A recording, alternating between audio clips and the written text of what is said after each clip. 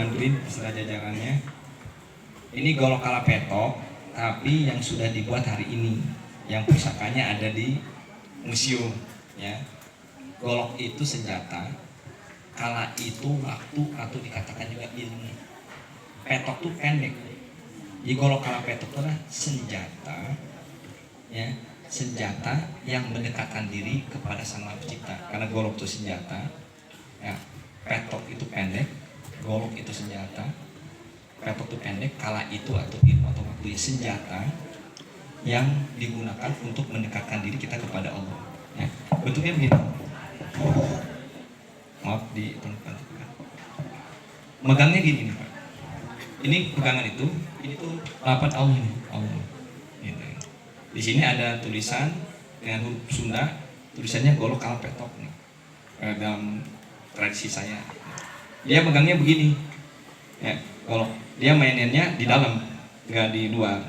Jadi ketika dimainkannya itu dengan jurus begini, ini ada makna namanya meraja. Kalau ditarik ini mengucapkan kalimat la.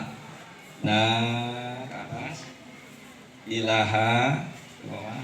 Ilallah masuk ke dalam.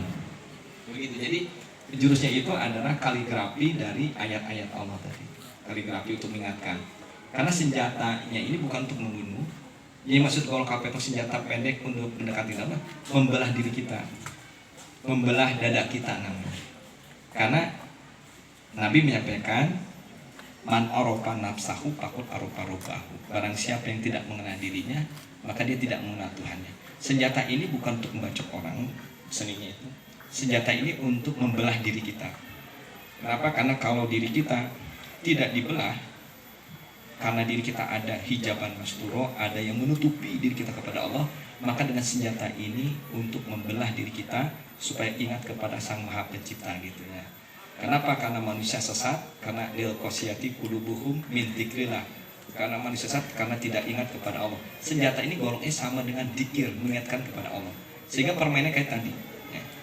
Jadi nariknya baca, ditarik bawah, nah dibuka ilaha, itu ilallah gitu ya. Nah, keunikannya golok ini adalah dipermain di putaran Pak. Ini putarannya begini. Dia main begini, dia putar. Dia putar. Main putarannya. Nah, nanti Bapak belajar main putaran. Tapi jangan yang tajam Pak. Karena kalau pakai putaran yang tajam dia nusuk ya. Ya. Jadi uniknya, nah ini contoh permainannya. Jadi ketika dia main, kita diputar.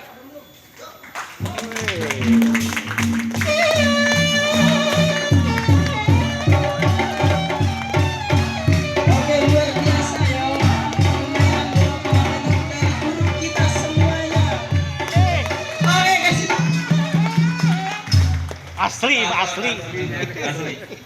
Tapi itu butuh latihan. Karena kalau memutarkannya salah nanti kena tangan kita juga ya. Baik itu. Jadi ngasih juga harus dicobain Pak.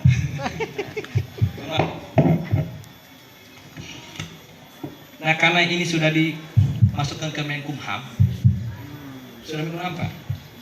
Golok ini supaya punya nilai, sudah didaftarkan ke Menkumham dan mendapatkan hak cipta, maka dikasih sertifikat Pak, supaya punya nilai. Karena kalau kita hanya mendiamkan saja, nanti hak kekayaan intelektual kita tidak dihargai. Karena golok itu ada filosofi, ada nilai-nilai yang terkandung, bukan benda untuk membunuh, bukan untuk menyalahkan orang.